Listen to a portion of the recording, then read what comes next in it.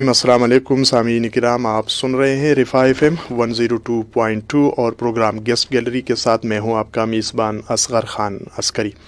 सामीन, जैसे कि आप जानते हैं कि इस प्रोग्राम में हम मुख्तलिफ़ शोबाए ज़िंदगी से ताल्लुक़ रखने वाले शख्सियात के साथ आपकी मुलाकात करवाते हैं और इसी प्रोग्राम में हम उन्हीं की कहानी, उन्हीं की ज़ुबानी आपको सुनाने की कोशिश करते हैं। मकसद ये है कि उन शख्सियात का जिन शोबजात के साथ ताल्लुक़ है, उन शोबजात के हवाले से आप तक मालूमात, इत्तलात जो है वो पहुँचाई जाए और हम अमली ज़िंदगी में जिन मसाइल का शिकार है, उन मसाइल को उसी शोबाए हाई ज़िंदगी में हम किस तरह से हल कर सकते हैं। इसी के साथ ही आप हमारे इस प्रोग्राम को रिफा FM 102.2 का जो फेसबुक पेज है उस पर भी आप इस प्रोग्राम को बराह रास्त देख सकते हैं। कमेंट्स की सूरत में आप हमें सवालात भी भेज सकते हैं और हम कोशिश करेंगे कि आपके उन सवालात के जवाबात वो आप तक पहुंचाए जाए। आज के प्रोग्राम में चूँकि आपको मालूम होगा कि गुज़श्ता हफ्ते मुल्क के अंदर तवानाई का, बिजली का एक बहुत बड़ा ब्रेकडाउन हुआ और उसके बाद आपने देखा कि कहीं पर 2 दिनों तक, कहीं पर 24 घंटे, कहीं पर 30 घंटे, 45 घंटे बिजली जो है वो गायब रही। तो इस मुल्क को तवानाई के बहरान का सामना है। ज़ाहिर सी बात है कि पाकिस्तान के अंदर जो 2 अहम ज़राए हैं, एक पानी से बिजली को हासिल किया जाता है और दूसरा एटमी प्लांट्स जो है, बिजली घर जो है वहाँ से बिजली हासिल की जाती है। बिजली जो पानी वाली है उनका ये है कि सस्ती है, एटमी बिजली घर वाला जो है वो महंगा है। लेकिन एक और सोर्स भी तवानाई का पाकिस्तान में मौजूद है जिसे सोलर एनर्जी कहा जाता है। इसी के साथ ही चूँकि आपने देखा कि सैलाब आया गुज़श्ता साल जुलाई के महीने में और इसी मुल्क के अंदर ही लोगों ने यानी उन सैलाब ज़दगान के लिए हर तरह के दामे दरमे सुख ने वहाँ पर शिरकत की और उनको इमदाद पहुँचाई और उनकी मदद की इस मुश्किल सूरत हाल में। तो आज हम इन्हीं 2 मौज़ूआत के ऊपर गुफ्तगू करेंगे, एक तो फलाही या जो खैर का जो है वो निज़ाम और या लोगों की जो मदद करना जिसको सोशल वर्क वगैरह जो है वो आप कह सकते हैं कि ये, और दूसरा बिजली के हवाले से, तवानाई के हवाले से। हमारे साथ प्रोग्राम में तशरीफ़ रखते हैं अहमद सुहेल साहब। अहमद सुहेल साहब, अस्सलाम वालेकुम। वालेकुम अस्सलाम। अहमद सुहेल साहब, हमारे प्रोग्राम का पैटर्न तो ये है कि जो भी मेहमान आते हैं वो अपना तारुफ ख़ुद करते हैं। यानी प्रोग्रामात पे तो अमूमन ये होता है ना कि मेज़बान जो है मेहमान का तारुफ करते हैं, लेकिन हम ये है कि जो कहानी है, हाँ, वो मेज़बान ख़ुद जो है जी उसकी ज़ुबानी है। तो आपका ताल्लुक़ कहाँ से, इब्तिदाई तालीम, प्रोफेशनल बैकग्राउंड, अगर आप हमारे नाज़रीन और सामीन दोनों के साथ शेयर कर दें। बिस्मिल्लाहिर्रहमानिर्रहीम। मेरा नाम अहमद सुहेल है और आप मुझे कहेंगे आप कहाँ से ताल्लुक़ है, तो मुझे ये नहीं पता मैं कहाँ से ताल्लुक़ होता हूँ, चूँकि वालिद मोहतरम और मेरे दादा हिंदुस्तान से माइग्रेट करके पाकिस्तान पहुँचते हैं और मेरे नाना जो थे वो सियालकोट चले गए और वालिद और दादा का ख़ानदान जो वो शेखुपुरा आ गया। तो मैं टिपिकल पंजाब से ताल्लुक़ रखने वाला एक शख्स कह सकते हैं। लेकिन हम घूमते घूमते, मेरे वालिद साहब जो थे वो फर्टिलाइज़र शोबे से ताल्लुक़ था, तो कभी सिंध और कभी पंजाब की मुख्तलिफ़ फैक्ट्रियों से होते होते हम आखिर में आके 79 में लाहौर पहुँचे। सही। तो पैदाइश लाहौर में, मुल्तान में हुई और फिर मुल्तान से डहर की और डहर की से फिर शेखुपुरा चले गए। फिर आखिर में जो अपना रोका हमने आपको, जो मैंने ज़िंदगी का आगाज़ किया वो लाहौर से किया। तो 79 में अगर मुझे थोड़ा अंदाज़ा होता है तो तब से लाहौर में ही थे और 79 से लेकर 95 तक का दौरानिया लाहौर में गुजरा। और फिर मैं कहता हूँ कि पाकिस्तानी से भी आगे निकल गया, चूँकि 95 में फिर मुल्क से बाहर जाने का इत्तेफाक हुआ। सही। और पता नहीं कैसे अजीब सी बात है कि इंजीनियर बनने का शौक़ था और यकीनी तौर पर पाकिस्तान में उस वक्त UAT ही थी और वहाँ पर एडमिशन नहीं हो सका इत्तेफाक से। तो फिर इसी ख्वाहिश के तौर पर कि इंजीनियर तो बनना है, तो पता नहीं कहाँ से दुनिया के तमाम मुल्कों की यूनिवर्सिटी में अप्लाई किया, क्या मोरक्को, क्या मलेशिया, क्या इंडोनेशिया। ब्रिटिश काउंसिल लाहौर की लाइब्रेरी में जाने का इत्तेफाक हुआ, 92-93 की बात है। उन लाइब्रेरी में यूनिवर्सिटीज़ इंसाइक्लोपीडियाज थे। सही। इंसाइक्लोपीडिया से यूनिवर्सिटियों के नाम ले रहा हूँ, एक मोरक्को की यूनिवर्सिटी, पता नहीं, तो इत्तेफाक से तुर्की भी आ गया दरमियान में। मैंने कहा तुर्की की भी यूनिवर्सिटी है, तो कई यूनिवर्सिटियों को लेटर लिख दिए कि जी मैं पाकिस्तान के FSC का स्टूडेंट हूँ और पाकिस्तान से मैंने ग्रेजुएशन की और मैं इंजीनियरिंग करना चाहता हूँ आपकी यूनिवर्सिटी में। तो यूनिवर्सिटी ने जवाब भी दिया। तो इत्तेफाक से मेरी किस्मत में शायद तुर्की था, तो तुर्की की एक यूनिवर्सिटी से लेटर आया। उन्होंने कहा जी कि अगर आप हमारे यहाँ पढ़ना चाहते हैं تو آپ کو ہمارے ملک میں فورن اسٹوڈنٹس کے آنے کے لیے ایک ایگزام ہوتا ہے، فورن اسٹوڈنٹ یونیورسٹی انٹرنس ایگزام، وہ دینا پڑے گا، تو وہ دے کر آپ آ سکتے ہیں۔ پھر انہوں نے ایگزام دیا، ایگزام دینے کے بعد میرا داخلہ ایک ایسی یونیورسٹی میں ہو جو مجھے بعد میں پتہ لگا کہ ترکی سلطنت عثمانیہ کی پہلی اور سلطنت عثمانیہ ہی کی جانب سے اسٹیبلش کی گئی یونیورسٹی استنبول ٹیکنیکل یونیورسٹی میں ہوا، جو 1776 میں اسٹیبلش ہوتی ہے، یقینی طور پر سلطنت عثمانیہ مدرسہ مہندسیہ کے نام سے وہ بنی۔ صحیح۔ اور مجھے یہ فخر حاصل ہے کہ اس یونیورسٹی میں ترکی کے گزشتہ 100 سال کے 3-4 پرائم منسٹرز گریجویٹ ہوئے۔ خصوصی طور پر نجم الدین اربکان صاحب، پروفیسر نجم الدین اربکان صاحب میرے ہی ڈپارٹمنٹ کے پروفیسر تھے، وہیں سے گریجویٹ ہوئے۔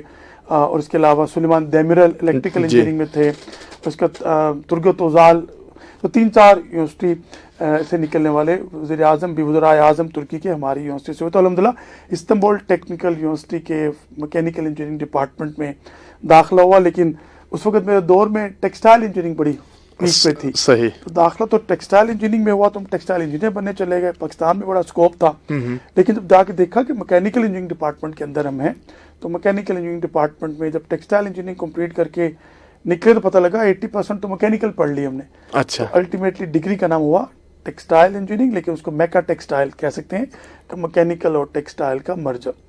صحیح۔ 4 سال تک ترکی میں رہے اور 5 سال اس لیے کہ 1 سال لینگویج بھی سیکھی۔ اچھا۔ اور چونکہ میری انجینئرنگ چونکہ ترکی زبان میں تھی، تو اچھا، نصاب یعنی انجینئرنگ میں پورا انجینئرنگ کا نصاب ترکی زبان میں تھا، تو آپ بتائیں کہ یہاں پہ انگلش میں ہوتا ہے، کوئی گاؤں سے بچہ انگلش میں انجینئرنگ کرنے آئے تو اس کو کتنی مشکلات ہیں۔ کچھ یہ کہ آپ کو ایک زبان نہیں آتی، ایک ملک میں آپ داخل ہوئے ہیں اور آپ کو ABC تک کا نہیں پتا، اور ودن 6 months آپ نے پڑھ کے انجینئرنگ کا آغاز کرنا ہے، تو ترکی زبان میں پڑھے اور پھر جو مشکلات آئیں آپ اندازہ کر سکتے ہیں۔ صحیح۔ انجینئرنگ کرنے کے بعد ظاہر سی بات ہے اس دور میں بھی اور آج بھی ٹرینڈ تو یہ ہے کہ جو طالب علم پاکستان سے جاتے ہیں تو وہ وہیں پر سیٹل ہونے کی کوشش کرتے ہیں، لیکن احمد سہیل صاحب 2 انجینئرنگ کی ڈگریاں لے کے پھر بھی وہاں سیٹل نہیں ہوتا، پاکستان کیوں آتے ہیں؟ اچھا، یہاں سے تو ابھی تو انجینئرنگ ہی کی ہے، اور انجینئرنگ کے شعبے میں تو زندگی کا آغاز ہوتا ہے۔ صحیح۔ ابھی شوق چڑھا، یورپ تو دیکھ لیا، چونکہ یورپ میں تھے، یورپ کا ٹچ ہی تھا نا۔ جی بالکل۔ اب آگے چلتے ہیں، پھر ہم نے دیکھا جی آگے ماسٹر بھی کریں گے۔ اچھا۔ ماسٹر کرنے کے لیے پھر مختلف ملکوں میں ٹرائی، اب یورپ سے آگے جانے کے لیے سویڈن کا انتخاب اتفاق سے ہوا۔ اچھا۔ اور پھر سویڈن میں ایک ایسا ملک جہاں پہ 6 مہینے سورج، 6 مہینے دھوپ نہیں ہوتی، اندھیرا ہے، وہاں پہ سولر انرجی کرنے جا رہے ہیں۔ اب اتفاق دیکھیے، میکینیکل انجینئرنگ کر لی ہے، ٹیکسٹائل انجینئرنگ کر لی ہے، اور ماسٹر کرنے کے لیے انرجی کا شوق پڑا، تو داخلہ وہاں پہ اس لیے پڑا ہو کہ ایک تو فائنینشلی ویک تھے، تو فری کہاں پڑھا جا سکتا ہے، تو ماسٹر کرنے کے لیے سویڈن یونیورسٹیز میں اس وقت فیس نہیں تھی۔ اچھا۔ اچھی بات ہے، پھر وہاں جاتے ہیں تو سویڈن کی ایک یونیورسٹی تھی دالارنا یونیورسٹی، وہاں پہ پھر میں نے ماسٹر کا ایڈمیشن حاصل کیا، اور پھر وہاں چلے گئے master of mechanical engineering but specialization in solar energy engineering. اچھا۔ پھر میں نے اسپیشلائزیشن سولر انرجی انجینئرنگ میں سویڈن سے کی، یہ وقت ہے 2000 کا، اور 2001 میں ابھی اتفاق سے پڑھنے کا اتنا شوق تھا کہ ایک سیکنڈ ماسٹر بھی کر لو۔ اچھا۔ چلو جی، آپ حیران ہو گئے کہ آپ کہیں کون سا کہاں سے جا رہے ہیں آپ؟ سیکنڈ ماسٹر اوپن ہوتا جی اسی یونیورسٹی کے اندر ایک اور تھا، لیکوڈ کرسٹل ڈسپلے ٹیکنالوجی، یہ جو آپ موبائل فون کی اور ڈسپلے ٹیکنالوجی۔ اب میں نے کہا جی بیٹھے ہوئے تھے ایک اور ماسٹر کرنا ہے، تو لیکوڈ کرسٹل ڈسپلے ٹیکنالوجی میں سیکنڈ ماسٹر میں داخلہ لے لیا، اور ابھی سیکنڈ ماسٹر میں داخلہ لینے کے بعد پھر ہمارے دنیا کی تاریخ کا ایک امپورٹنٹ ترین واقعہ 9/11 ہو جاتا ہے۔ تو 9/11 کو میں نے سویڈن کے اندر فیس کیا، اور پھر جمعرات کا دن تھا، مجھے اچھی طرح یاد ہے، اگلے دن جمعہ تھا، اور پھر ہم نے جمعے کی نماز جس انداز سے جس خوف میں گزاری ہے وہ وقت بھی ہم نے وہاں گزارا۔ تو باہر کے میں نے 2 ماسٹرز MS جس کو کہتے ہیں انجینئرنگ میں، وہ سویڈن سے کی۔ صحیح۔ اچھا، تو سویڈن کے اور پھر 9/11 کے بعد یعنی جاب وہاں پر شروع کر دی یا پاکستان آ گئے؟ وہی کہ میں پاکستان سے کچھ سوشل ایکٹیو تھا، کچھ طالب علمی کے زمانے سے سوشل تھا، تو وہاں بھی میں نے جب دیکھا کہ میں گیا 2001 میں، تو 2002 میں پتہ نہیں میں ایک تھا اور ایک انڈین تھے، وہ بھی شکاگو سے آئے ہوئے تھے، پتہ نہیں کیا ہوا، سم انڈین کنسلٹنسی فرم نے کچھ اسٹوڈنٹ کو بتایا کہ فری ایجوکیشن ہے۔ آپ اندازہ کیجیے کہ 200 انڈین ساؤتھ کیرلا کہتے ہیں، کیرلا اسٹیٹ سے 200 انڈین اس علاقے میں آ گئے۔ اب ہم نے دیکھا کہ ہر جگہ پھر رہے ہیں وہ انڈین، ہمیں بھی لوگ انڈین کہنے لگ گئے، پھر میں انڈین تو نہیں تھا، اللہ معاف کرے، تو وہ انڈین آئے، وہ موسٹلی ہندو تھے، اس میں مسلمان نہیں تھے، وہ اتنے زیادہ آئے کہ مجھے محسوس ہوا کہ ہماری آئیڈینٹی دب گئی پاکستانی کی حیثیت سے۔ میں نے بہت تعلق رکھا اپنے پاکستان ایمبیسی کے ساتھ، اور ہمارے جو امبیسڈر تھے شاہد کمال صاحب اس وقت جو اسکینڈینیوین کنٹریز کو دیکھ رہے تھے، تو ان کے ساتھ میں نے کئی دفعہ بات کی اور ان کو میں نے جا کے کہا کہ ہمارے اس علاقے میں پورا پاکستان کا کوئی امپیکٹ نہیں ہے، تو ہم چاہتے ہیں کہ وہاں پہ کشمیر کے ایشو کو اجاگر کیا جائے، تو میں چاہتا ہوں کہ آپ تشریف لائیں۔ جب میں نے پھر اپنی یونیورسٹی کی مینجمنٹ سے اور ریکٹر سے بات کی تو میں نے ریکٹر آفس نے کہا کہ ہم چاہتے ہیں کہ امبیسڈر کو لانا، ان کے لیے اعزاز کی بات تھی، تو پاکستان کے سفیر کو ہم نے اس یونیورسٹی میں بلایا، یہ جگہ وہ ہے جہاں جس کا نام ہے بور لئی ہے، فالون کا علاقہ تھا، اور آپ اندازہ کیجئے کہ میں اس علاقے میں 3 سال رہا ہوں جہاں -75 ٹیمپریچر ہوتا ہے۔ آپ اندازہ کیجئے کہ -75 ٹیمپریچر ہوگا اور آپ لائف گزار رہے ہیں تو کیا وہ لائف ہوگی؟ پر ہم یونیورسٹیز میں رہے، ہم امبیسڈر صاحب آئے، انہوں نے پاکستان کے اوپر خاص طور پہ کشمیر کے ایشو کو اجاگر کیا اور بہت اچھے انداز سے گفتگو فرمائے۔ الحمدللہ پھر بہت اچھا تعلق ہو گیا میرے پاکستان کے ایمبیسی کے ساتھ، اور پھر ابھی میں نے سوچا کہ اب آگے پی ایچ ڈی بھی کرنی ہے۔ تو اتفاق ایسا تھا کہ 9/11 کے واقعے کے بعد امپیریل کالج لندن میں میرا تھرمو فوٹو وولٹائک ایک فیلڈ ہے جس میں ہم سولر کو، تو ہم سب جانتے ہیں کہ سولر روشنی سے بجلی بناتے ہیں، لیکن سورج یورپ میں سورج ہی نہیں ہے، سویڈن میں سورج ہوگا تو بجلی بنے گی۔ انہوں نے پھر یہ ریسرچ کی، ہم یہ کیوں نہ کریں کہ یہ جو شعاعیں آتی ہیں اور شمسی سیلز کے اوپر پڑتی ہیں اور اس سے بجلی بنتی ہے، تو ہم ان شعاعوں کو، اب تو شعاعیں ہیں ہی نہیں ہمارے پاس، اب کیا کریں؟ انہوں نے کیا کیا، وہ کہتے ہیں ہم تو رات کو آگ جلاتے ہیں بہت زیادہ، کیونکہ ہیٹنگ چاہیے ہوتی ہے، پانی گرم کرنا ہے، تو آگ جلنے سے جو آگ کی شعاعیں ہیں ان کے اگر ایک فلٹر رکھ دیا جائے تو اس فلٹر سے فلٹر ہو کے آنے والی شعاعیں ایسی بن جائیں جو کہ سورج کی شعاعوں کے متبادل ہو جائیں، تو پھر وہ ایک نیا ٹیکنالوجی سامنے نکلی، جو کہتے ہیں تھرمو فوٹو وولٹائک، یعنی کہ فوٹو وولٹائک وہ جو بجلی بنانے کی ٹیکنالوجی ہے، اور تھرمل ہیٹ ہے، تو تھرمل ہیٹ کے ذریعے آگ کی شعاعوں سے ایک فلٹر بنا کے ایسی شعاعیں پیدا کر لی جائیں جو شمسی سیل پہ پڑے ہوں، ایسی اس فریکوینسی میں آئیں کہ وہ بجلی بنا سکیں۔ تو پھر میں نے تھرمو فوٹو وولٹائک میں اپنا تھیسس اسپیشلائزیشن کی، اور اسی کانسیپٹ کو پھر سویڈن میں اور سوئٹزرلینڈ میں ایک انسٹیٹیوٹ اس پہ بہت کام کر رہا تھا۔ پھر میرے امپیریل کالج لندن کے ساتھ بات کی تو انہوں نے بڑا انٹرسٹ لیا اس پروجیکٹ کو دیکھ کر، کہا جی آپ ہمارے پی ایچ ڈی کے لیے آئیں۔ اتفاق دیکھیے، قسمت بھی دیکھیے، 9/11 سے 5 دن پہلے کی بات ہے، ہم ان سے کمیونیکیٹ کر رہے ہیں، انہوں نے مجھے بلا لیا کہ جی آپ 9/11 کے 3 دن بعد مجھے انٹرویو کا ٹائم دیا کہ آپ ہمیں اسکائپ پہ انٹرویو تھا اس وقت میرا، میں نے جانا تھا، انہوں نے کہا تھا ہم سب کچھ کلیئر ہو گیا، لیکن دیکھیے پھر نام احمد محمد، گرین پاسپورٹ، پاکستانی ہونا، اس وقت ایسا بلیک لسٹ ہوا پورے یورپ میں اور پوری دنیا میں، اگر آپ اس دور سے یورپ سے گزرے ہوں تو اس کے بعد میں نے کئی دفعہ دیکھا کہ کالج نے ہمیں اس طرح رسپانس نہیں دیا، تو پہلے رسپانس دے رہے تھے، تو پھر پی ایچ ڈی اتفاق سے ادھوری رہ گئی۔ 2 ماسٹر کر کے پھر مزید کچھ پڑھ رہے تھے، کچھ کورسز کر رہے تھے، تو مجھے پھر ہمارے امبیسڈر صاحب نے کہا کہ بھی آپ سویڈن میں کیا کر رہے ہیں، ٹھیک ہے آپ نے اسپیشلائزیشن کی، آپ کی تو ایکسپرٹیز کی پاکستان کو بہت ضرورت ہے، آپ کیوں نہیں پاکستان جاتے؟ تو میں نے کہا جی میں تو کوئی پاکستان چھوڑے بھی 8 سال ہو گئے، لاہور سے میں آیا تھا، مجھے کہاں جاؤں گا، مجھے تو کچھ اندازہ نہیں ہے۔ انہوں نے کہا جی میں آپ کو پاکستان میں ریکمینڈ کرتا ہوں ایک لیٹر، تو انہوں نے کہا اپنا تھیسس لائے، میں تھیسس دیا، اس کی کاپی کے ساتھ ایک اتنا لمبا 2 پیج کا لیٹر لکھ کے ہائیلی ریکمینڈ کر کے ministry of science and technology Pakistan کو بھیج دیا، اور پھر وہ میرا پورا لیٹر اور تھیسس پورا بن کے پاکستان میں ایک ادارے کے پاس پہنچا، اس کا نام تھا Pakistan council of science and technology, radio Pakistan کے سامنے، جی بالکل، ان کے پاس آ گیا، وہاں ان کے چیئر پرسن نے اس کو پڑھا، اور پڑھ کے کچھ عرصہ کاغذوں میں دبی رہ گئی بات، ان کو بھی نہیں پتا لگا کیونکہ بہت بڑے پلندے کے ساتھ ڈاک میں وہ آیا تھا، لیکن ایک دن اتفاق سے ان کے سامنے آ گیا، ان کو جب پتا لگا کہ تم امبیسڈر صاحب نے کوئی ریکمنڈیشن کی، پہلے کیوں نہیں آئی، مہینے گزر گئے، اس کے بعد انہوں نے کہا یار سب سے زیادہ ان کی ریلیونسی تو بنتی ہے نسٹ میں،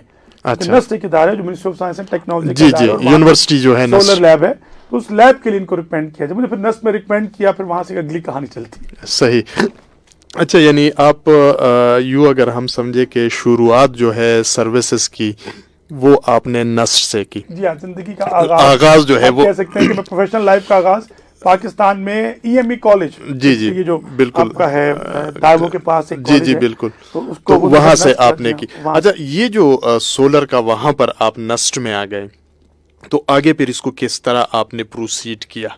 دیکھیں بظاہر تو نسٹ کی ایک لیب تھی اس وقت، سولر لیب آف نسٹ، اس کو مجھے انہوں نے ڈائریکٹر اپوائنٹ کیا تھا، تو میں ڈائریکٹر اپوائنٹ ہو گیا، لیکن الٹیمیٹلی تو اسسٹنٹ پروفیسر اپوائنٹمنٹ ہوتی ہے، اس وقت تو ایم ایس کے ساتھ اسسٹنٹ پروفیسر اپوائنٹمنٹ ہوئی میری، اور میں میکینیکل انجینئرنگ ڈپارٹمنٹ کے فیکلٹی کے طور پر ای ایم ای کالج میں آیا میں، تو اسٹارٹ کر دیا، لیکن میں بہت ایگریسو تھا اپنے کام، کیونکہ میں سویڈن میں رہتے ہوئے پاکستان کے لیے بہت سے پروجیکٹ لانے کی کوشش کر رہا تھا، تو مجھے انٹرنیشنل بائی لیٹرل پروجیکٹس کا اندازہ تھا، پاکستان میں آتے الحمدللہ اس وقت آتا، اور رحمان صاحب جو تھے وہ چیئرمین تھے ہمارے ایچ ای سی کو، انہوں نے بہت انکریج کیا ریسرچ کو، ریسرچ کے حوالے سے ہم نے پھر اس وقت امیڈیٹلی ریسرچ پرپوزل ڈیولپ کی، اور پاکستان کا پہلا सोलर थर्मल 1.5 मेगावाट का प्लांट मैंने एक इंडस्ट्री के ऊपर जाके लगाया। इंडस्ट्री लाहौर में थी, लेदर इंडस्ट्री। तो तसव्वुर नहीं कर सकता था कि पूरी इंडस्ट्री का जो लेदर फंक्शनिंग का हॉट वाटर है वो सोलर से प्रोड्यूस हो सकता है। वो फिर मैंने प्रपोजल लिखी और HEC को दी, HEC ने उसको अप्रूव। उस वक्त 6.5 मिलियन रुपीस की प्रपोजल थी। इसमें 20% इंडस्ट्री ने ऐड करना था, 80% गवर्नमेंट ने दिया। और पाकिस्तान का पहला द मोस्ट सक्सेसफुल प्रोजेक्ट हुआ जो HEC की लाइन में बाद में प्लानिंग मिशन तक गया और हमने उसको बहुत हाईलाइट किया नस ने। That was first of its on kind. Pakistan की इंडस्ट्री के लिए एक बहुत बड़ी बूप थी। लेकिन उस वक्त तो अपनी इंडस्ट्री में उस वक्त शायद पाकिस्तान में एक सुई गैस का जो यूनिट होता है जिसको MMBTU कहते हैं वो 580 रुपए का था। आज 3500 से 4000 रुपए पहुंच चुके, क्योंकि इंपोर्टेड गैस में उस वक्त सुई की गैस पे थे। तो वायबिलिटी उस वक्त शायद 7 साल में बन रही थी। अब वो वायबिलिटी अगर हम देखें तो 3.5-2 साल में उसकी वायबिलिटी है। इतना सक्सेसफुल प्रोजेक्ट HEC के साथ मिलकर किया। उसके बाद फिर हम रुके नहीं। 2004 का जमाना। अच्छा, एक और इंटरेस्टिंग बात, मैंने अपना 8 अक्टूबर का जो जलजिला है वो मैंने फेस किया जी तोरा बोरा के पहाड़ों के सामने, जो सद्दा का इलाका है पाकिस्तान का, कुरम एजेंसी। हम कुरम एजेंसी चले गए। कुरम एजेंसी में पाकिस्तान के one of the very few solar pumps, उस वक्त सोलर का नाम भी किसी ने सुना होगा। मैंने कहा जी हम इफाद एक इदारे, international federation of agriculture development, ठीक है, उनके स्पॉन्सरशिप से एक सोलर पंप लगाने के लिए हम चले गए सद्दा कुरम चले गए जी। बिल्कुल रात के 2 बजे थे जनाब। वो तल का पुल क्रॉस किया हमने। डर भी था थोड़ा सा, लेकिन अल्हम्दुलिल्लाह का हम डरने वालों में से नहीं थे। बहुत से लोग कहते कहाँ जा रहे हो, पागल हो यार। रात के वक्त हम रिसर्च कर रहे थे, क्योंकि हमने एक पंप बनाया था जो हमने खुद उसको DC पंप को AC पे चलाना था। उसका कन्वर्टर हमने खुद डेवलप किया और एक कॉलेज रोड पिंडी से चीजें ले लेके एक कैपेसिटर ले लेके हम डेवलप कर रहे थे उसको। रात के टाइम आप पहुंचे और जाके फिर PA होते थे उस वक्त पॉलिटिकल उनकी कोलैबोरेशन के साथ सद्दा में हमने ये पंप लगाया। तो उसमें से कहा एक हमारे पठान भाई ने, वो सामने के पहाड़ जो ना तोरा बोरा जी, उस वक्त तोरा बोरा शायद बाद में हुआ, तो बाद में लोगों को पता चला। लेकिन ये है कि जब इत्तेफाक की बात है, जो 8 अक्टूबर का जलजिला है तो पहाड़ पे जलजिला फेस करना एक अजीब सी बात बहुत मुश्किल। पहाड़ हिला तो मैंने कहा क्या हो गया। तो हम तो सोलर की प्लेटें लगा चुके थे, वो हिल रही थी थोड़ी सी ना। तो मैंने कहा ख्याल बादशाह घोड़े पे गधे पे आए थे पानी लेने के लिए ना। हम पानी चुके, जब मैंने पानी उनको दिया, आप अंदाजा कीजिए 2003 में, आज सोलर पंप की बात आप सब कर सकते हैं। 2004 में और 5 में किसको बोलते कि सोलर से पहाड़ पे पानी भी आ सकता है, ना बिजली ना कुछ। उन्होंने जब फर्स्ट टाइम देखा कि चश्मे का पानी जिसको पौने घंटे में लेके ऊपर आते हैं, 1 घंटे बाद खवातीन 2-2 घड़े लेके पहाड़ पे आती हैं, बिकॉज पहाड़ी लोग टॉप पे रहते हैं। जब पाइप के जरिए पानी ऊपर आया, वो उनकी आंखें खुली की खुली रह गई। उसने कहा कैसे हो सकता है, साफ शफाफ पानी हमारे गाँव के फुट स्टेप पे है। अल्हम्दुलिल्लाह वो पानी हम दे रहे थे, चल रहा था पंप, चलते चलते वो जलजिला आ गया, पूरा गांव हिल गया। और उस वक्त हमें बड़े इंटरेस्टिंग वो जज्बात थे। तो ख्याल बादशाह ने कहा जी, ख्याल बादशाह तो उस वक्त उसने कहा जी कि यार अल्हम्दुलिल्लाह आपने तुम्हें बहुत एहसान किया है, बहुत अच्छा काम। बहर अल्हम्दुलिल्लाह हायर एजुकेशन कमीशन और नस के ताउन से प्रोजेक्ट बड़ा कामयाब हुआ अल्हम्दुलिल्लाह। सही, ये सोलर का वहाँ पर जो है। अच्छा, उसके बाद जाहिर सी बात है कि कहानी बड़ी दिलचस्प है और इंटरेस्ट उस पे मूड पे है। तो इसके बाद फिर आप यहीं पर रुक गए 8 अक्टूबर के बाद, या वहाँ से वापस आके फिर जो है किसी और डेस्टिनेशन की तरफ के जी अब ये करना है? जहद मुसलसल जिंदगी इसी का नाम है। तो लेकिन हम तो रुकने वाले थे भी नहीं। जब वापस आए उसके बाद फिर एक बहुत सक्सेसफुल प्रोजेक्ट USAID के ताउन से हमने 7 डिफरेंट एजेंसीज में सोलर वाटर पंप्स का एक प्रपोजल बनाया एक प्रोजेक्ट के बाद। उनका बड़ा सक्सेसफुल है। इसकी बेस पे 7 फाटा की तमाम एजेंसीज में हमने सोलर पंप लगाए। मैं बात सोलर पंप की शायद आजकल के नौजवानों के लिए आम सी बात है, लेकिन 2004 में सोलर पंप इटसेल्फ एक बहुत कॉम्प्लिकेटेड चीज थी। बिल्कुल। हमने 7 एजेंसी में सोलर पंप लगाया, बहुत सक्सेसफुल हुआ लोगों को। देखिए मैं और आप तो शहर में रहते हैं, लेकिन मेरा जो पूछना चाहता हूँ कि ये सब पाकिस्तानी इदारे कर रहे थे। ये असल बात है, ये बात कि पाकिस्तानी इदारे HEC भाइयों की मदद कर रहे थे। अब देखिए मैं और आप पिंडी में है, इस्लामाबाद में टैप खोलते पानी आ जाता है। अब हमने जिंदगी में सोचा भी नहीं कि टैप के अलावा जिंदगी भी हो सकती है। वहां में गया तो पानी लेने के लिए मैंने वजू करना तो उसके नीचे से जाके लेके आओ। अच्छा। तो नीचे से मैं पानी में कैसे लेके आऊँ, पानी ऊपर लाया था। तो एक साहब में खातून मेरे साथ पानी लेके ऊपर चढ़ रही है, उसके साथ उसे देखा मैंने। तो मैंने उनसे पूछा कि आप लेके जा रही है, मैं भी देखूं उनसे फीलिंग क्या है इसकी। आपने देखो सर पे ना घड़ा के ऊपर मैंने सर पे वो रखा, पहले एक 9 लीटर का वो टैंक रख के मैं चलना शुरू किया। میں 3 سٹیپ کے بعد چھوڑ دیا. اللہ ان کو اجر دے خواتین کو, جس طرح وہ زندگی میں مشکل انداز, اتنی مشکل لائف ہے ان کی. اب وہ زندگی نہیں ہے کہ ٹیپ میں کھولے, تو ٹیپ میں کھولنا اتنی بڑی نعمت ہے. آپ اور میں اس نعمت کو انجوائے کر رہے ہیں. شہروں کے لوگوں کو اللہ کا لاکھ لاکھ شکر ادا کرنا چاہیے کہ ہم آپ کے پاس پانی ٹیپ واٹر ہے. چلے نلکا بھی ہو تو نلکے بھی نہیں, پہاڑی علاقے تو چشمے نیچے ہوتے ہیں, وہاں سے پانی لے کے ان چشموں سے جانور پانی پی رہے ہیں, وہاں سے انسان پانی لے کے آتے ہیں. تو ہم نے ان کو دیا الحمدللہ. جو انسانیت کی خدمت کا جذبہ ہے, میں سمجھتا ہوں اس سے بہتر جذبہ نہیں ہو سکتا. ہم نے ان لوگوں کو پانی دیا اور ان کے چہروں پہ جو مسکراہٹیں اور جو خوشی تھی وہ میں نہیں بھول سکتا. ان لوگوں نے دعائیں دی الحمدللہ اتنی, اور ہم وہاں رکے نہیں, آگے ہم چلتے رہے. اس کے بعد پھر کیا ہوا کہ اس پروجیکٹ کی بنیاد پہ جنرل مشرف کا زمانہ تھا, اور نسک چونکہ ایک ایسا ادارہ ہے جو بڑا نیشنل طور پہ نون ہے. پھر اگلا پروجیکٹ ہم نے یہ کیا, نسک کے اندر ایک انسٹیٹیوٹ بنا, اس کا نام رکھا نیشنل نسک کنسلٹنگ کے نام سے ایک ادارہ بنایا نسک نے. میں اس کا پائنیئر میں رہا, اور تبھی نسک کا پہلا ٹیکنالوجی انکویشن سینٹر بھی بنا. ہم بھی اس کے ساتھ بڑے, ایک موڈر منصور صاحب تھے ہمارے ساتھ. I am very thankful to ایک موڈر منصور صاحب, شاید وہ اگر سن رہے ہوں تو انہیں کی بدولت میں انہوں نے مجھے بڑا انکریج کیا کہ آپ نسک میں آئیں. ہم نے بہت انیشیٹو لیے, سولر چولہے بنائے, سولر ڈرائر بنائے, لوگوں کو دیے, کمیونٹیز کو دیے.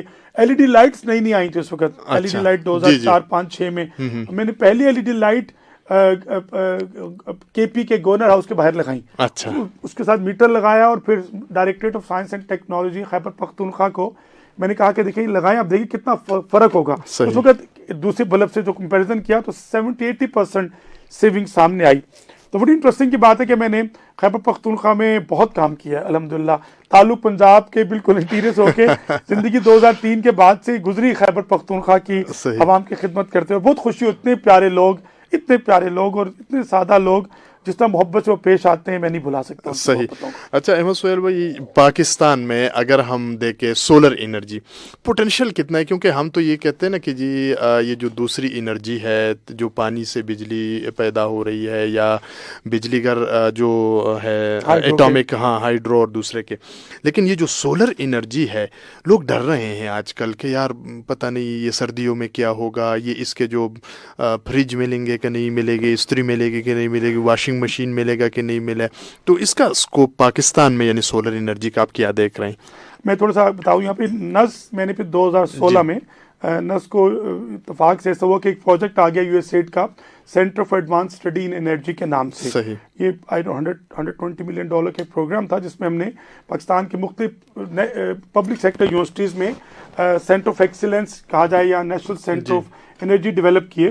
تو میں ٹیکنیکل ایڈوائزر بن گیا USAID کی جانب سے ایریزونا اسٹیٹ یونیورسٹی کا, اور ہم نے پاکستان میں 2 انرجی کے سینٹر کے کریکولم PhD اور ماسٹر کے کریکولم کو انڈسٹری لائزون بیس پر انڈسٹریل اورینٹیڈ کریکولم ڈیولپ کیے.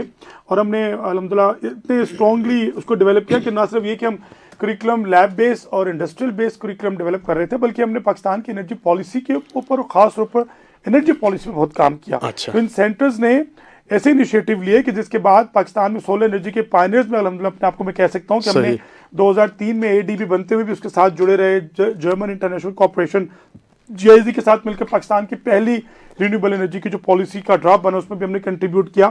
تو پھر جو آخری ڈرافٹ ابھی 2013 میں آیا, اس کے بعد اگلے بھی ڈرافٹ آئے, تو اس میں پھر نیٹ میٹرنگ کا 13 کے بعد اگلے ڈرافٹ کے اندر نیٹ میٹرنگ کا ایک فینومنا ہم نے اسٹارٹ کیا. یورپ میں تھا کہ جو بجلی اپنے گھر میں آپ 10 کلو واٹ 5 کلو واٹ کا سسٹم لگائیں, اس کی جو بجلی بنتی ہے وہ آپ گریڈ کو دیں, ہائسکو کو دیں, ٹیسکو کو لیسکو کو دیں, اور پھر جو بجلی آپ کو چاہیے وہ وہاں سے لیں. اس سے پہلے تک تو اپنے گھر میں بجلی بنا کے بیٹریوں میں اسٹور کرنا تھی, اور بیٹریوں سے فریج چلانی تھی, پنکھے چلانے تھے, تو بہت مشکل ہوتا تھا. آپ کی بات تھی کہ اے سی کیسے چلے گا, فریج کیسے چلے گی. ابھی کانسیپٹ ہو گیا ختم, وائبل بھی نہیں تھا, بیکاز کاسٹ آف سسٹم اگر 100 روپے ہے تو 100 روپے کی بیٹری کا سسٹم آتا تھا, تو اس سے وہ 100 نہیں تو کم ہوگا, لیکن کاسٹ بہت اوپر تھی. اب سے ہو گیا کہ جب سے دنیا میں میس پروڈکشن شروع ہوئی, چائنا کے اندر اس کی کاسٹ دیکھیں, میں جب بات کر رہا ہوں 750 روپے پر واٹ, 1 واٹ سولر کا, وہاں سے چلے اور آج ہم 25 روپے پر واٹ پہ آ گئے. ٹیکنالوجی کتنی نیچے آئی ہے. دیکھیں جب تک میس پروڈکشن نہیں سٹارٹ ہوتی, ٹیکنالوجی ڈکلائن پہ آئی, تو دنیا میں ایسی پھیلی ہے. اور پھر پاکستان میں پالیسی کے اداروں نے اس کی پروموشن میں اپنا حصہ لیا, اور نیٹ میٹرنگ الحمدللہ آلٹرنیٹ انرجی ڈیولپمنٹ بورڈ کے تعاون سے جب اپروول میں آئی تو اس کے بعد بوسٹ آیا. وہ سولر جو شاید 800 میگا واٹ پر ایئر پہ تھا, وہ गीगा वाट की इंपोर्ट हो रही, 2000 मेगावाट के सोलर मॉड्यूल पाकिस्तान में इंपोर्ट हो रहे थे। कुछ अरसे से बड़ा चैलेंज आ गया है, कंपनीज को इंपोर्ट नहीं हो रही, आप जानते हैं कंटेनर्स जी वो एलसीज नहीं खुल रही है तो उस वजह से रुकी हुई है। पहले पाकिस्तान में 2 गीगावाट की इंपोर्ट, 2000 मेगावाट सोलर के मॉड्यूल पाकिस्तान में इंपोर्ट हो रहे थे। पहले 1000 थे, 1200 थे, बहुत ज्यादा बूस्ट आ गया। नेट मीटरिंग की पॉलिसी में हमारा, वो कहते हैं ना कि हमारा खून भी शामिल है तज़ीने गुलिस्तान में, हमें भी याद कर लेना चमन में जब बाहर आए। तो हमारा रोल है जी इस नेट मीटरिंग पॉलिसी को बनाने में। इंशाल्लाह हमारे इन सेंटर ने अपनी कंट्रीब्यूशन दी और तमाम प्रोविंसेस के तमाम सेंटर से इनपुट देकर हमने इस पॉलिसी को बनाने में अपना किरदार अदा किया। हमने भी अपना थोड़ा सा किरदार इसमें अदा किया। सही। अच्छा, ये जो सोलर टेक्नोलॉजी है, इस वक्त पाकिस्तान की जो तवानाई का बहरान है, इस पर कितनी तवज्जो की ज़रूरत है, और अगर तवज्जो दी जाए तो क्या पाकिस्तान का जो तवानाई का बहरान है उसमें किसी हद तक कमी हो सकती है? देखिए जी, किसी मुल्क की इकोनॉमी को बेस बनाने की जो एनर्जी है वो तो हाइड्रो और थर्मल ही है। हम ये नहीं कर सकते कि ये जो सोलर, विंड और बायोमास रिन्यूएबल पोटेंशियल्स होते हैं, ये वेरिएबल फ्रिक्वेंसी के साथ मूव कर रहे होते हैं। तो इतनी वेरिएबल फ्रिक्वेंसी के साथ किसी भी सिस्टम का बेस लोड नहीं किया जाता। तो बेस लोड मुल्कों का और हुकूमतों का थर्मल, गैस और हाइड्रो पे ही होता है। तो हमारे मुल्क में 30%, 32%, 1/3 हमारे मुल्क की हाइड्रो है, 1/3 हमारे मुल्क की गैस है और 1/3 हमारे मुल्क की ऑयल बेस पावर है। इसमें कुछ फ्रैक्शन है, बहुत थोड़ा 2-3% तक रिन्यूएबल के पोर्शन में सोलर भी आ गया, 800-900 मेगावाट के करीब विंड भी चली गई। इस वक्त इन्वेस्टर आया है, लेकिन गवर्नमेंट ने इस वक्त कहा कि हम 2 डिजिट से ऊपर टैरिफ नहीं देंगे, 10 रुपए से ऊपर टैरिफ, 10 सेंट से ऊपर टैरिफ नहीं देंगे। बहुत मुश्किल हो गया।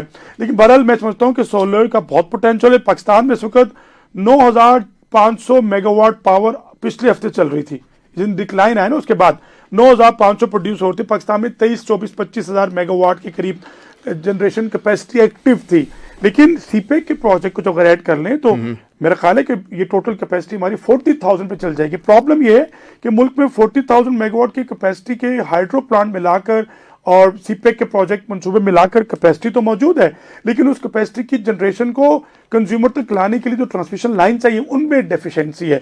मेरा ख्याल है हुकूमत पाकिस्तान को इस वक्त हुकूमत कर भी रही है। National transmission and dispatch company बहुत बड़े पैमाने पर, एक होती है HVDC, high voltage DC current, और HVAC, इन दोनों टेक्नोलॉजीज पे इन्वर्टर्स के जरिए 750 HVDC की लाइन, 500 kV की HV की लाइंस आ रही हैं, इस पे काम हो रहा है। लेकिन अभी तक मेरे ख्याल है सबसे ज्यादा, देखिए प्रोड्यूस तो आप कर लेंगे, लेकिन उसको ट्रांसमिट किए बगैर लोड सेंटर पे कैसे लाएंगे, तो ये लाना बड़ा जरूरी। इस वक्त जो इन्वेस्टर्स को मैं समझता हूँ पाकिस्तान में इस प्रोग्राम को सुन रहे हैं, पाकिस्तानी इन्वेस्टर ही सबसे ज्यादा इन्वेस्टमेंट इस वक्त ये है कि चाइना इस वक्त पाकिस्तान में जो ट्रांसमिशन लगा रहा है, 35 तरसील का जो निजाम है उसमें इन्वेस्ट करना चाहिए। 35 पैसे फी यूनिट के एतबार से NTDC देने को तैयार था, लेकिन इतना लोड था।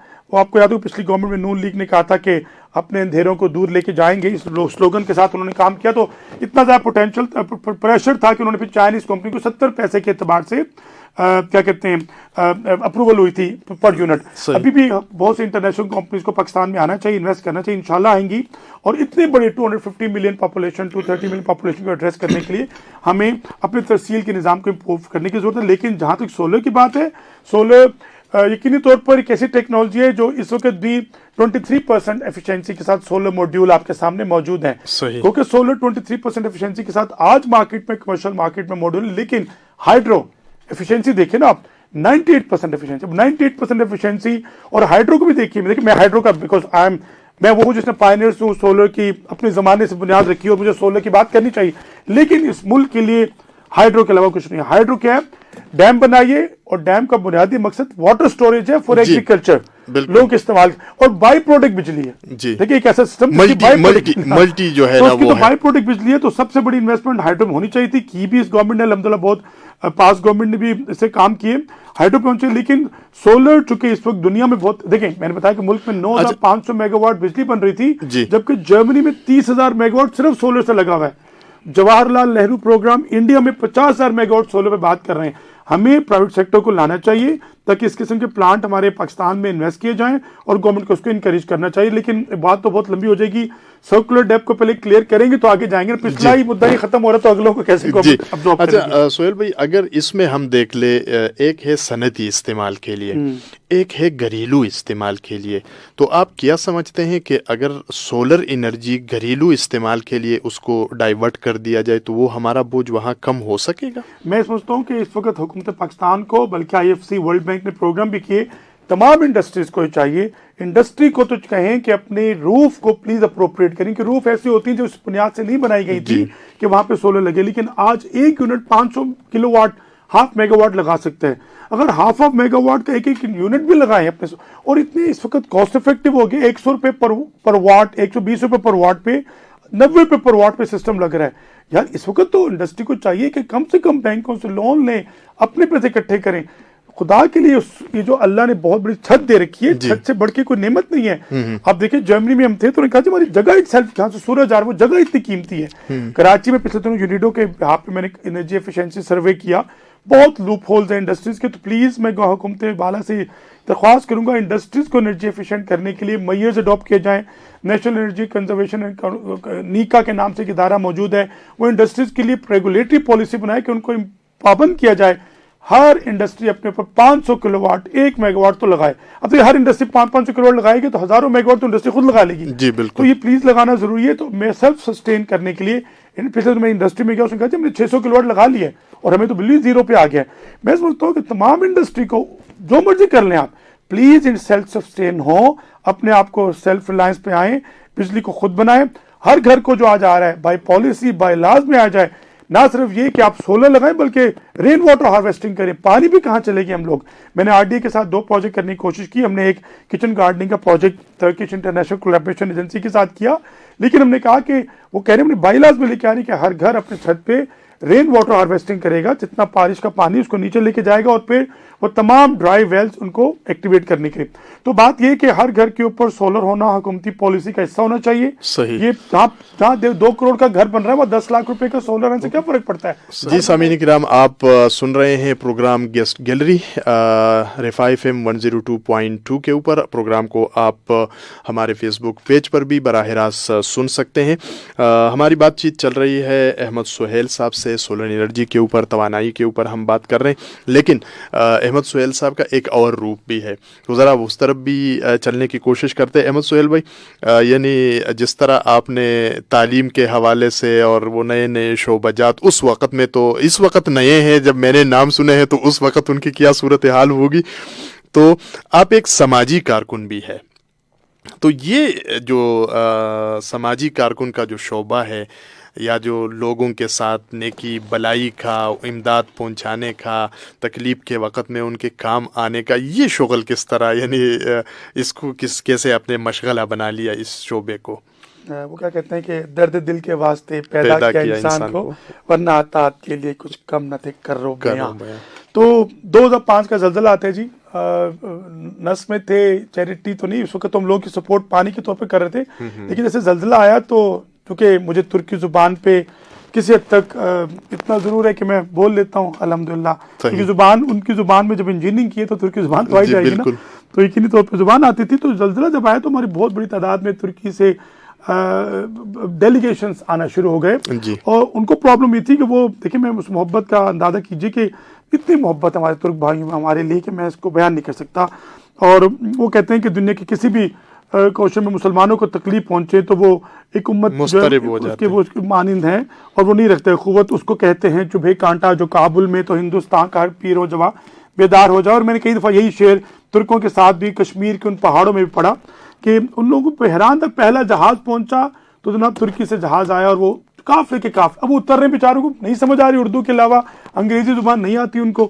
تو پھر اس وقت ہمارے ایک احسان اللہ وقاص صاحب تھے, اس وقت ہیں وہ بھی ایک اور NGO میں ہیں, انہوں نے کہا کہ بڑی تعداد میں دوست آئے ہوئے ہیں تو ان کے ساتھ زبان کا ایشو بن رہا ہے. تو تب سے پھر میں نے ان ساتھیوں کے جرمنی اور یورپ میں بسنے والے ترک بھائیوں کی طرف سے بہت بڑے پیمانے پر امدادی کارروائیوں کا سلسلہ شروع ہوا. آپ کو یاد ہوگا اگر ابھی بھی مظفر آباد جائیں تو آپ کو ٹپیکل ایک وہاں پورا سیکریٹریٹ ترکوں نے بنایا, آپ نے دیکھا ہوگا.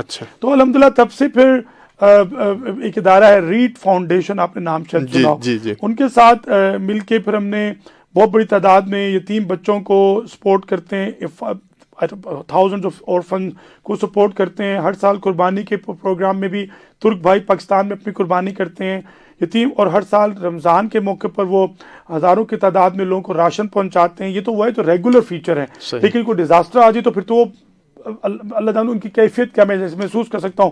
مجھے وہ فون کرتے ہیں، بھائی ہم کیا کر سکتے ہیں، بتائیے ہم کیا کر سکتے ہیں. تو میں حکومت پاکستان سے گزارش کروں کہ پلیز ترکی سے اور باہر سے آنے والی جو امداد ہمیں آ رہی ہے اس کو آنے میں ایسی پالیسی بنائیں کہ آرام سے وہ آ سکے. اتنے بیریئرز ہیں بینکوں کے اندر، پیسے نہیں آ سکتے کہ پیسے آرام سے ہیں تاکہ لوگوں تک امداد پہنچائی جائے. اس وقت بھی ہم ابھی آپ سے بات ہو رہی ہے تو ابھی مجھ سے پہلے بات جوڑ کے اندر الحمدللہ ہم نے اپنے 150 افراد تک راشن پہنچایا. اور اس سے پہلے دیر جہاں سے آپ کا علاقہ ہے دیر کے آگے برف پڑی ہوئی بہت زیادہ، وہاں پہ برف کے اندر بھی ہمارے ساتھیوں نے گھروں گھر میں جا کے آج ہم نے اس کو مینیج کیا. تو الحمدللہ میرا خیال ہے جہاں بھی درد میں کسی انسان کو دیکھتے ہیں، اور آپ کے اندازہ کیجیے آج آٹے کی قیمت اس علاقوں میں 150 روپے کلو ہے. بیچارے پہاڑوں میں 150 روپے کلو، کہاں ان کے تو پیسے ہی نہیں ہوتے بیچاروں کے پاس. تو 3000 روپے کا آٹا 20 کلو کا جو یہاں پہ شاید 1200 کا مل رہا ہے، اگر مل جائے تو بہت مسائل کا شکار ہیں لوگ. کھانا نہیں کھا سکتے، نیوٹریشن کی ڈیفیشنسی ہے، مال نیوٹریشن سے بچے بہت ہوتے ہیں. میں بلوچستان پورے پاکستان پھیرا ہوں جی الحمدللہ. اس چیریٹی کے زمرے میں مجھے بلوچستان کے پنجگور جانے کا اتفاق ہوا. شاید کوئی سوچے بھی نہ، اتنا خطرناک علاقہ، اور لوگ جھوٹ بولتے ہیں کہ جی وہاں جا کے مار دیتے ہیں. کوئی نہیں، اتنے پیارے بھائی ہیں ہمارے بلوچی، اتنی محبت سے پیش آئے. اور رات کے 2:30 بجے اس روڈ سے گزرا ہوں میں، کراچی سے آئے، 13-14 گھنٹے کا سفر ہے. کراچی سے نکل کے خزدار سے پچھلے دنوں بیلا میں ایک گری ہے بس، پتہ ہے ان تمام پہاڑوں سے گزرتے ہوئے گئے، کسی نے بھی کچھ نہیں کہا. اور کبھی نہیں کہتے، یہ غلط ہے، پروپیگنڈا ہے.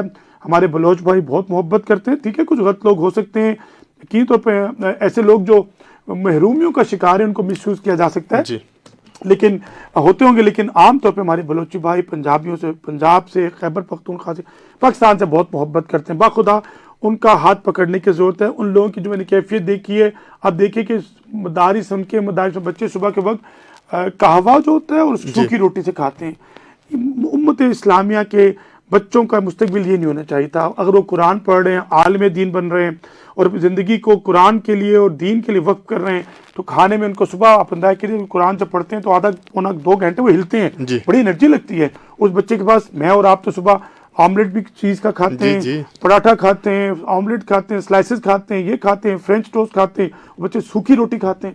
خدا را مدارس کے اندر سسٹم کو ٹھیک کیا جائے. ان بچوں کو چلیں آپ کا جو بھی نظریہ ہے، ہم نظریے سے نہیں کہتے، لیکن پلیز وہ بچے تو ہیں، اتنے پیارے بچے ہوتے ہیں، وہ مدارس میں پڑھتے ہیں، ان کے لیے ان کی خوراک کا اہتمام کیا. میں نے بچوں کی خوراک کو بہت برے انداز سے دیکھا. تو پنجگور گئے، خزدار گئے، مستونگ گئے، قلعہ سیف اللہ میں سیلاب آئے تو پتہ لگا سب کچھ بہہ گیا. ان بیچاروں کو اپنے جانور چلے گئے. پھر ہمارے ترک بھائیوں کے ساتھ ہم نے وہاں پہ 200 کے قریب بڑی گائے قربان کی. الحمدللہ پورے پاکستان میں ہزاروں کی تعداد میں گائے قربان کر کے اس کا گوشت ان افراد تک پہنچے جنہوں نے شاید سال میں ایک دفعہ گوشت نہ کھایا ہو. جی بالکل. تھر کے اندر، بلوچستان کے اندر، کشمیر کے اندر، اور خاص طور پہ میری بڑی محبت ہے دیر کے علاقے سے. آپ سے بہت پیارے لوگ ہیں الحمدللہ. ہم ہر جگہ لوگوں کی خدمت کا جذبہ لے کے جاتے ہیں، اور پاکستانیت اور اسلام ہونے کے مسلمان ہونے کے حوالے سے ہماری ذمہ داری ہے. اور میرے سننے والے پلیز اپنے ان بھائیوں کا خیال کریں جو پانی کے ایک بوند کو ترس رہے ہیں. بلوچستان میں ہم ان کے پاس گئے ہیں، یہ غلط ہے. پاکستان کو تو ایکسپلور کیجئے، پہلے پاکستان میں جائیے. جی بالکل. پاکستان مت ڈریے، کراچی سے پکڑیے گاڑی، چلیے. یہ آپ کیا کہتے ہیں، میں آپ کو بتاتا ہوں، ہم یہاں موجود ہیں. پنجگور جائیے، اپنے ملک کو ایکسپلور. اتنے خوبصورت علاقے ہیں، اس کا ٹیرین دیکھ کے انسان کہتے ہیں کہاں گیا میں، کتنا خوبصورت ٹیرین ہے، اس کو دیکھنا چاہیے. ہم چلتے ہیں شمالی علاقہ جاتے تو خوبصورتی ہم جاتے ہیں، لیکن بلوچستان نہیں جاتے. پاکستانیوں سے لاہور، پنڈی کے، کراچی کے لوگ، خدا را بلوچستان جائیے، وہاں کے لوگوں کی وہ بنیے، کچھ ارینج کیجئے، لیکن جا کے دیکھیے. آپ دیکھیں گے وہ لوگ بہت پیارے ہیں. ان کے بارے میں پروپیگنڈا غلط ہے کہ وہ ہمیں پسند نہیں کرتے، ایسا نہیں ہے، وہ بہت اچھے لوگ ہیں. صحیح. احمد سہیل صاحب آپ کا بہت شکریہ. وقتاً فوقتاً ہم کوشش کریں گے کہ انہی موضوعات کے اوپر انشاءاللہ آپ کے ساتھ بات چیت وہ ہوتی رہے گی. ناظرین کرام، پروگرام کا وقت چونکہ ختم ہوا چاہتا ہے، لیکن ایک بات احمد سہیل صاحب نے جو کی وہ بہت زبردست لگی اور بہت پیاری بات انہوں نے کی کہ آئیے پاکستان کو تو ایکسپلور کریں. ٹھیک ہے آپ مری جاتے ہیں، آپ شمالی علاقہ جاتے ہیں، آپ چترال جاتے ہیں، آپ سوات جاتے ہیں، لیکن بلوچستان کو ذرا دیکھ تو لیجئے گا کہ بلوچستان میں کیا ہے، اس ٹیرین کو بھی دیکھیں، اس علاقے کو بھی تو دیکھ لیجئے گا کہ بلوچستان کے اندر جو ہے کیا کیا وسائل موجود ہے، کیا کیا مسائل موجود ہے۔ اور ظاہر سی بات ہے کہ اگر اس علاقے کے ساتھ باقی پاکستانیوں کا وہ انٹریکشن نہیں ہو رہا ہے تو پھر یہی جو ہم اسلام آباد میں بیٹھے، لاہور میں بیٹھے، کراچی میں، پشاور میں بیٹھے ان کے بارے میں باتیں کرتے ہیں، تو وہی باتیں پھر ہم کرتے رہیں گے اور حالات نہیں بدلیں گے۔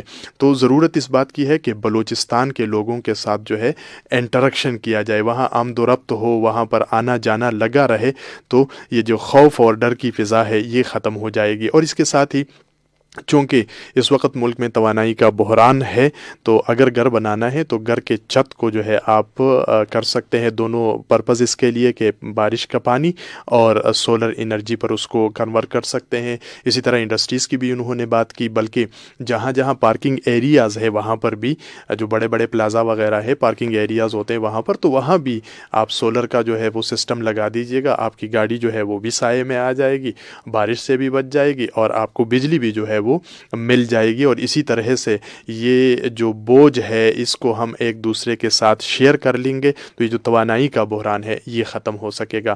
آپ سنتے رہیے گا رفاہ FM 102.2۔ اصغر خان عسکری کو اجازت دیجیے، اللہ نے کے بعد۔